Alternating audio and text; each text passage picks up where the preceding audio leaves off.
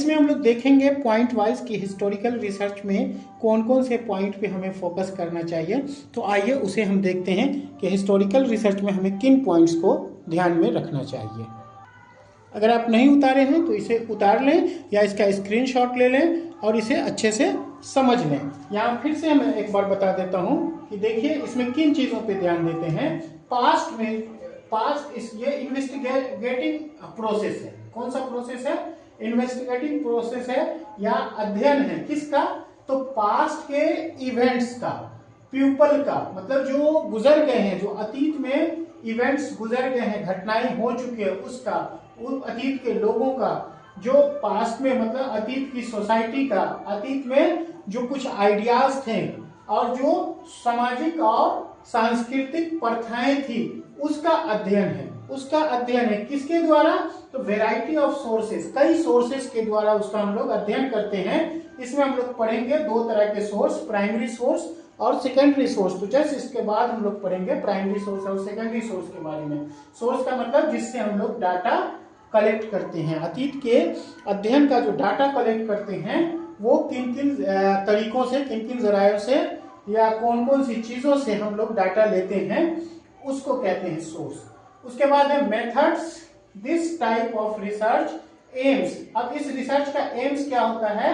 तो पुरानी प्रथाओं को या पुराने आइडियाज को का पुनर्निर्माण करना, उसकी व्याख्या करना, इंटरप्रेट करना, और किसके आधार पे? तो अवेलेबल एविडेंस के आधार पे, मतलब जो साक्ष्य मौजूद है उसके आधार पे। जो साक्ष्य मिट गए हैं उसके आधार पे नहीं, जो साक्ष्य अब तक अवेलेबल हैं उसके आधार पे हम लोग उसका क्या करते हैं? व्याख्या करते हैं, विश्लेषण करते हैं और उसे फिर से पुनर्जीवित करने की कोशिश करते हैं या उसका पुनर्निर्माण करने की कोशिश करते हैं।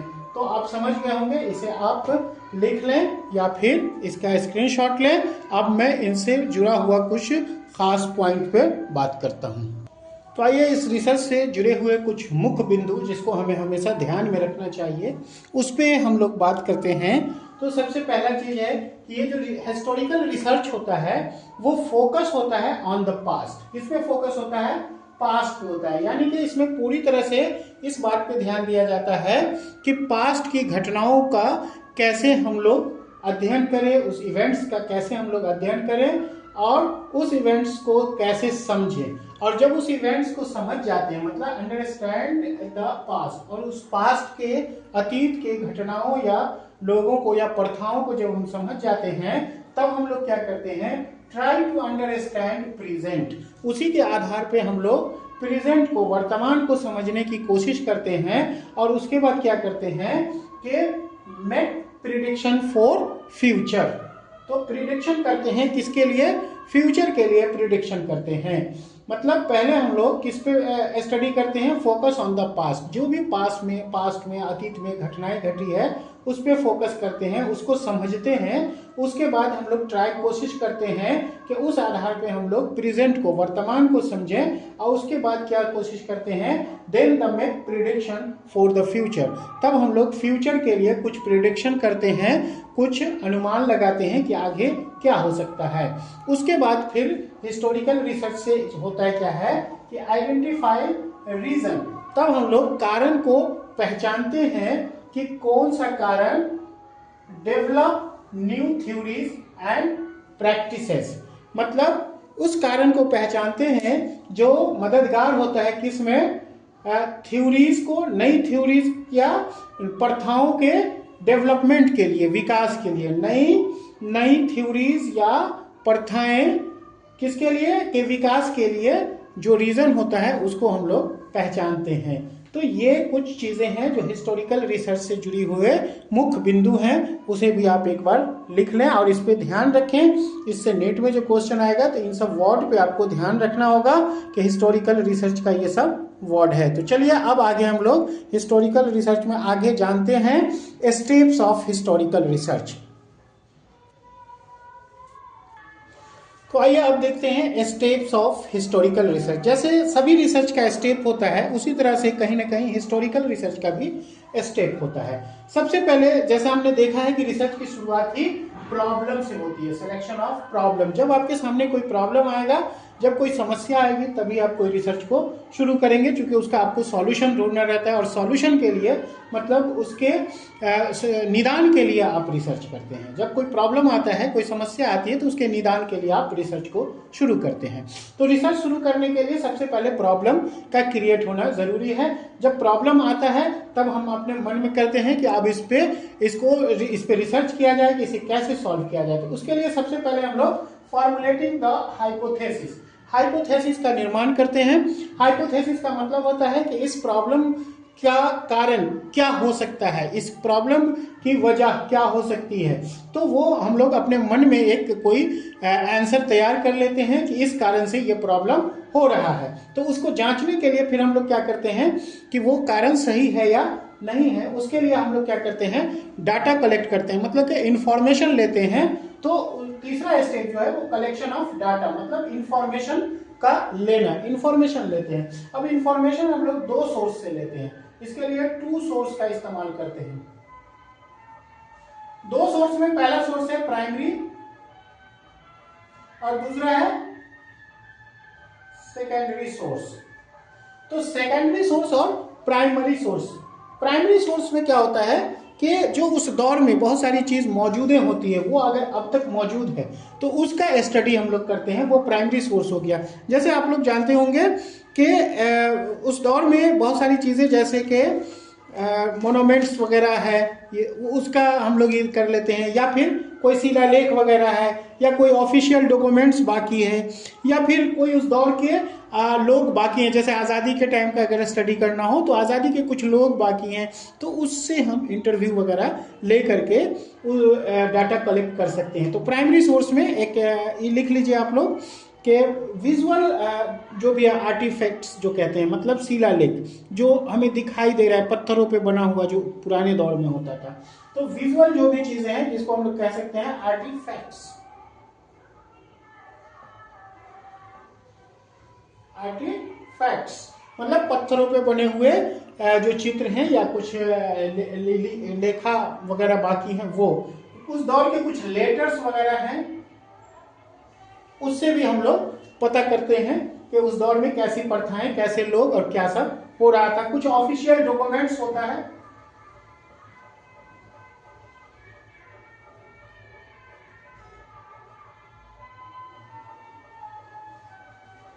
ऑफिशियल डॉक्यूमेंट्स, कुछ ऑफिशियल डॉक्यूमेंट्स से उस दौर के जो नीतियां थी, जो प्रशासनिक नीतियां थी, उसके बारे में हमें आसानी से पता चल जाता है। और भी बहुत सारी चीज़ें, प्रथाओं वगैरह के बारे में भी पता चल जाता है। आर्टिफैक्ट्स हो ही गया। और जो ओरल, मतलब उस दौर के कुछ लोग अगर अभी भी बाकी हैं तो उनसे हम लोग ओरल इंटरव्यू वगैरह लेते हैं। तो ओरल इंटरव्यू,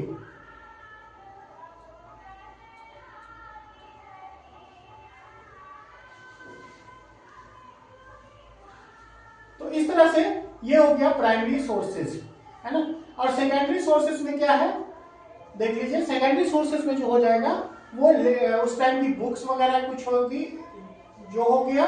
तो बुक्स इसलिए सेकेंडरी माना जाता है कि उसमें डाटा कहीं ना कहीं जो बुक्स लिखा है वो अपने हिसाब से लिख सकता है, या फिर वो बुक प्रभावित हो सकती है, किसी दूसरे से नॉलेज लेकर के लिखा जा सकता है। तो वो बायस भी हो सकती है, बुक हुआ या फिर जर्नल वगैरह के थ्रू भी हम लोग डाटा लेते हैं। तो कलेक्शन ऑफ डाटा दो सोर्स से किया जाता है, कलेक्शन ऑफ डाटा दो सोर्स से किया जाता है, प्राइमरी और सेकेंडरी सोर्स से।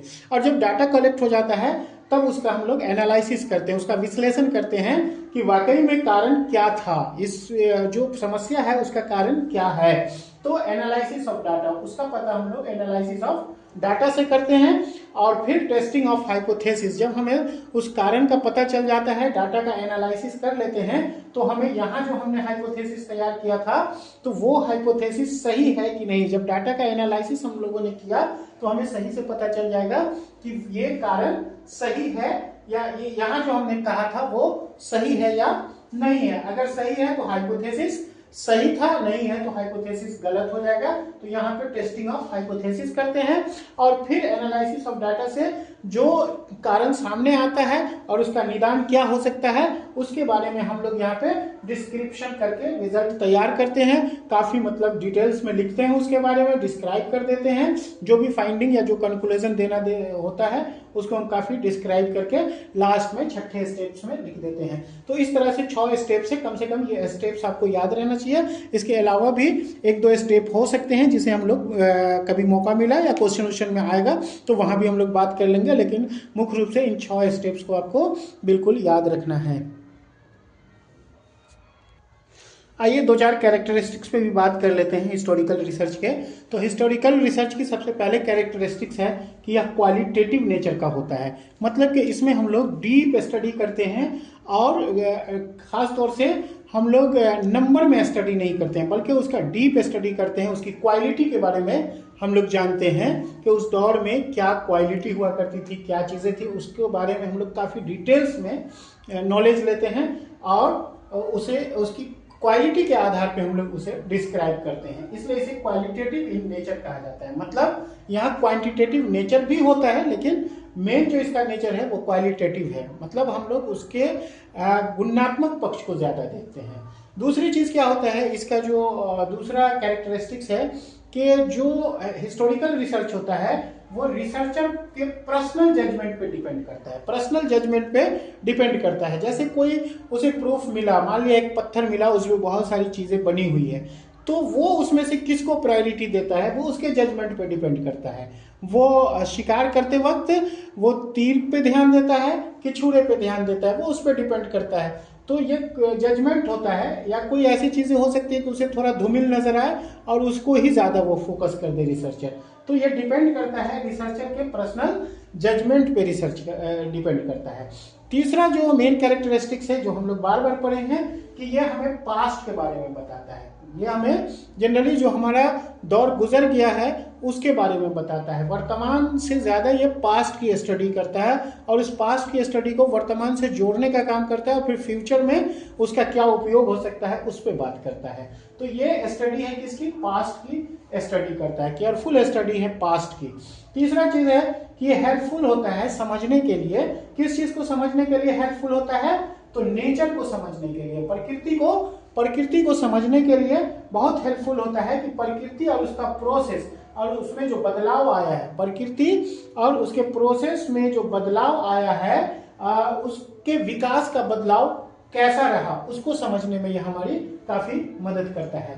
तो ये हो गया characteristics of the historical research. अब हम लोग थोड़ा सा एडवांटेज और डिसएडवांटेज को भी देखेंगे। तो आइए टाइप्स ऑफ हिस्टोरिकल रिसर्च पे बात करते हैं।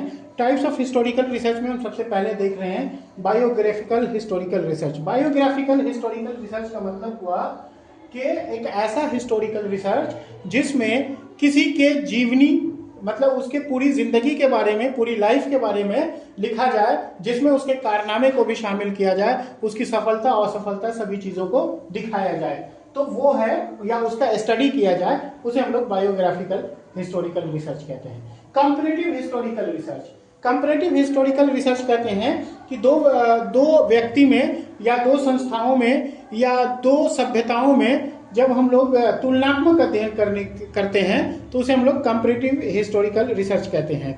जैसे हम कह सकते हैं कि अमेरिका और ब्रिटेन में दास्ता उन्मूलन पे अगर हम स्टडी करते हैं तो दास्ता उन्मूलन अमेरिका का भी देखेंगे और ब्रिटेन का भी देखेंगे और दोनों में क्या समानताएं थी, दोनों में क्या विविधताएं थी, उसको हम लोग इस रिसर्च में देखेंगे। जैसे सभ्यता के बारे में देख लीजिए तो प्राचीन दौर में जो हड़प्पा सभ्यता थी वो और मिस्र की सभ्यता के बीच अगर हम लोग स्टडी करेंगे तो वो हो गया कंपैरेटिव हिस्टोरिकल रिसर्च। तीसरा जो है वो क्वालिटेटिव हिस्टोरिकल रिसर्च है। क्वालिटेटिव हिस्टोरिकल रिसर्च में हम उस दौर के जितनी भी चीजें थे उसका गुणात्मक अध्ययन करते हैं कि उसमें क्या गुण था। जैसे अशोक के स्तंभ अब तक जो लौह स्तंभ है वो अब तक वैसे ही हैं, तो क्यों है, क्या वजह है, वो मेटल कैसा था, कहाँ से लाया गया था, ये सारा चीज जो है वो क्वालिटी में आ जाएगा। या फिर और भी बहुत सारी चीजें हैं जिसका हम लोग काफी डिस्क्राइब करके उसका रीजन मतलब उसके रिजल्ट को लिखते हैं या उसके लिए डाटा भी जो है हम लोग काफी ब्रॉड लेवल पे इकट्ठा करते हैं और ज़्यादातर क्वालिटी बेस्ड होता है, वो मतलब गुणात्मक चीज़ों का अध्ययन होता है। क्वांटिटेटिव होता है कि जिसमें हम लोग संख्यात्मक चीज़ों का अध्ययन करते हैं, जैसे अशोक के पास कितनी फौजें थी, कितने घोड़े थे, है ना, जिसमें संख्या पे ज़्यादा जोर दिया जाए, कितने जगह पे उनका राज था, ये सारी चीज़ों को जो हम लोग करेंगे जिसमें हम लोग संख्या पे ज़्यादा जोर देंगे वो क्वांटिटेटिव हो जाता है। तो इस तरह से जो टाइप्स ऑफ हिस्टोरिकल रिसर्च है उसमें एक और आ जाएगा ओरल हिस्टोरिकल रिसर्च। मतलब ओरल हिस्टोरिकल रिसर्च में हम लोग ज्यादा इस बात पे फोकस करते हैं कि हम ऐसा रिसर्च करें जिसमें ज्यादातर इंटरव्यू पे डिपेंड हो, या फिर लोगों से जो प्रश्न वगैरह पूछते हैं उस तरह का जो रिसर्च है वो हम लोग ओरल में डालेंगे, मतलब इंटरव्यू बेस्ड, या फिर कह सकते हैं साक्षात्कार बेस्ड हिंदी में। तो उसको हम लोग किसी से गए, उसके उस दौर का कोई आदमी अभी तक बाकी है तो उससे जा करके उसके बारे में जो इन्फॉर्मेशन लेते हैं हम लोग डायरेक्ट इंटरव्यू लेकर के, तो वो ओरल रिसर्च में आता है। तो इस तरह से टाइप्स ऑफ हिस्टोरिकल रिसर्च के बारे में हम लोग जान चुके हैं। अब हम लोग आगे एडवांटेज और डिसएडवांटेज को देख लेते हैं। तो आइए अब हम लोग देखते हैं एप्लीकेशन ऑफ हिस्टोरिकल रिसर्च, मतलब हिस्टोरिकल रिसर्च को हम कहाँ कहाँ इस्तेमाल कर सकते हैं, उपयोग में ला सकते हैं। तो आप जानते हैं कि शिक्षा में इसका बहुत बड़ा उपयोग है, एजुकेशन में इसका बहुत बड़ा उपयोग है। दूसरा है पब्लिक पॉलिसी, मतलब नीतियां बनाने में, लोगों के लिए नीतियां बनाने में भी जो हिस्टोरिकल रिसर्च है उसका बहुत उपयोग है, क्योंकि पुरानी नीतियों से हम सबक लेते हैं और नई नीतियां तैयार करने में हमें आसानी होती है, और फ्यूचर के लिए भी हम नीतियां सोच लेते हैं। सोशियोलॉजी एंड एंथ्रोपोलॉजी, मतलब कह सकते हैं हम लोग कि यहाँ सामाजिक संरचना और सांस्कृतिक प्रथाओं के विकास के लिए भी हम लोग इस्तेमाल करते हैं हिस्टोरिकल रिसर्च का। आर्काइवल मैनेजमेंट, मतलब जो भी शिलालेख वगैरह हमें मिला है उसके मैनेजमेंट के लिए भी हम लोग हिस्टोरिकल रिसर्च का उपयोग करते हैं। तो अब हम लोग आते हैं कि हिस्टोरिकल रिसर्च पे आगे हम लोग देखते हैं। तो एडवांटेज ऑफ हिस्टोरिकल रिसर्च, इसके बारे में हम लोग देख रहे हैं कि एडवांटेज ऑफ हिस्टोरिकल रिसर्च।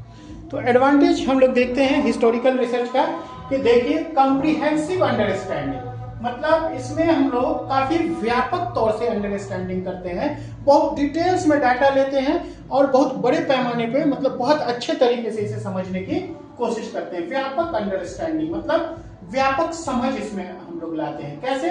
तो डिटेल्ड व्यू के द्वारा ऑफ हिस्टोरिकल इवेंट्स, जो हिस्टोरिकल इवेंट्स होता है, जो हिस्टोरिकल घटनाएं होती है उसके बारे में हम लोग डिटेल्स में पता करते हैं और व्यापक समझ पैदा लेते हैं, बहुत बड़े पैमाने पे कहिए या बहुत डिटेल्स में हम लोग उसको समझते हैं। दूसरी चीज क्या है कि लर्निंग फ्रॉम पास्ट, यहाँ हम लोग किससे सीखते हैं? यहाँ हम लोग सीखते हैं तो पास्ट से, जो अतीत है उससे सीखने की कोशिश करते हैं, ये भी एक एडवांटेज है इसका। और नो अबाउट कल्चरल हेरिटेज, जो कल्चरल हेरिटेज है, सांस्कृतिक हेरिटेज है, उसको भी हम लोग हिस्टोरिकल रिसर्च के द्वारा जानते हैं। और हिस्टोरिकल रिसर्च डेवलप करता है, विकास करता है किस चीज का? तो क्रिटिकल थिंकिंग का और स्किल्स का।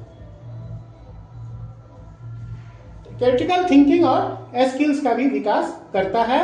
और यहाँ डाटा जो है, डाटा बड़े पैमाने पर लिया जाता है, डाटा का सोर्स जो है बहुत ज्यादा होता है, इसलिए कहा जाता है रिच डाटा सोर्सेज। तो ये है एडवांटेज ऑफ हिस्टोरिकल रिसर्च, मतलब डाटा लेने के लिए, डाटा के लिए कमी नहीं है, बड़े पैमाने पे डाटा आपको मिल जाएगा, रिच डाटा सोर्सेज है। तो आइए अब इसे हम लोग डिसएडवांटेज थोड़ा सा देख लेते हैं। तो आइए देखते हैं कि limitation of historical research. Limitation में हम लोग देखते हैं, सबसे पहला लिमिटेशन है कि ये कॉम्प्लेक्स एंड ब्रॉड क्षेत्र होता है, मतलब ब्रॉड होता है, ये बहुत कॉम्प्लेक्स होता है, पेचीदा होता है और ब्रॉड लेवल पे होता है, मतलब यहाँ डाटा कलेक्ट करना बहुत पेचीदा काम होता है। ये रिसर्च जो है वो हम कोई एक टॉपिक पे नहीं कर सकते हैं, इसमें एक टॉपिक को देखने के लिए बहुत सारी चीजों को देखना पड़ता है, तब जाके कोई हिस्ट्री का, पास्ट का रिसर्च संभव हो पाता है। तो बहुत कॉम्प्लेक्स होता है, बहुत पेचीदा होता है। और ब्रॉड मतलब इसको करने के लिए हमें बहुत बड़े पैमाने पे और एक लंबे क्षेत्र पे रिसर्च करना पड़ता है। तो ये ब्रॉड भी होता है, कॉम्प्लेक्स भी होता है, जिससे कि टाइम टेकन हो सकता है। हिस्टोरिकल डाटा इज इनकम्प्लीट, यहाँ पे बोल रहा है कि जो भी हिस्टोरिकल डाटा है वो क्या है? इनकम्प्लीट है। इनकम्प्लीट का मतलब कि वो पूरी तरह से हमारे सामने अब मौजूद नहीं है। जो पहले था, हकीकत में जिस समय में वो घटनाएं हुई उस समय में वास्तविकता क्या थी वो अभी पूरी तरह से मौजूद नहीं है। और दूसरा इसमें प्रॉब्लम क्या है कि वल्नरेबल, और समय के साथ साथ वो और कमजोर होता जा रहा है, वो और धूमिल होता जा रहा है टू टाइम। समय के साथ साथ वो और धूमिल होता जा रहा है, कमजोर होता जा रहा है। एक तो इनकम्प्लीट डाटा नहीं है, मतलब कंप्लीट डाटा नहीं है, डाटा में कहीं ना कहीं कमी आ गई है, जो वास्तविक उस टाइम में डाटा था और अभी जो है वो कंप्लीट नहीं है, वो इनकम्प्लीट डाटा है। और वो इनकम्प्लीट डाटा भी समय के साथ धीरे धीरे धीरे धीरे कमजोर होता जा रहा है और उसके भी साक्ष्य धीरे धीरे मिटते जा रहे हैं, तो वो वल्नरेबल है। तीसरी चीज है कि no scope to control and manipulate. देखिए इस पे ध्यान रखिएगा, कंट्रोल एंड मैनिपुलेट। जैसे हम लोगों ने एक्सपेरिमेंटल रिसर्च में देखा था कि रिसर्चर क्या करता था, मैनिपुलेट करता था, तोड़ जोड़ कर सकता था, जैसे कि बीपी की दवा कम और ज्यादा करके दे सकता था। लेकिन यहाँ उस तरह का कोई चक्कर नहीं है, न तो वो कंट्रोल कर सकता है रिसर्च को और न ही मैनिपुलेट कर सकता है। कंट्रोल कैसे करेगा, अब वो पास्ट में थोड़ी जाएगा कंट्रोल करने के लिए, तो वो कंट्रोल भी नहीं कर सकता है और वेरिएबल को मैनिपुलेट भी नहीं कर सकता है। जो घटनाएं घट चुकी है वो घट चुकी है। No way researcher can effect the events. क्या रिसर्चर उस टाइम के इवेंट्स पे इफेक्ट डाल सकता है, उस टाइम की घटना पे इफेक्ट डाल सकता है? तो रिसर्चर के हाथ में ये नहीं है कि वो उस दौर की घटना पे इफेक्ट डाल सके। तो इस तरह से लिमिटेशन भी अब खत्म हुआ और जो हिस्टोरिकल रिसर्च है उस पर एक कंप्लीट क्लास है ये। आप इसको पूरे गहनशील, मतलब कह सकते हैं कि गहनशीलता से, पूरे लगनशीलता से इसको देखें और समझें। जहां नहीं समझ में आए हमसे कमेंट करके आप पूछ सकते हैं। तो चलिए अगला टॉपिक अब हम लोग क्वालिटेटिव एंड क्वांटिटेटिव रिसर्च पे लाएंगे और अगले टॉपिक का आप इंतजार कीजिए, मैं फिर आपके सामने हाजिर रहूंगा। जैसे ही ये रिसर्च टॉपिक खत्म होगा, रिसर्च में चूंकि 4-5 रिसर्च हम लोगों को पढ़ना है, तो फिर हम लोग इस पे जितने भी इससे ऑब्जेक्टिव क्वेश्चन तैयार होते हैं उस ऑब्जेक्टिव क्वेश्चन को लेकर के आएंगे और फिर हम लोग डिटेल्स में बात करेंगे कि यूजीसी नेट में कैसे ऑब्जेक्टिव क्वेश्चन रिसर्च से पूछे जाते हैं। जो 40-50 क्वेश्चन बनेंगे उस पर हम लोग डिटेल्स में फिर बात करेंगे, जो नेक्स्ट टॉपिक खत्म होने के बाद।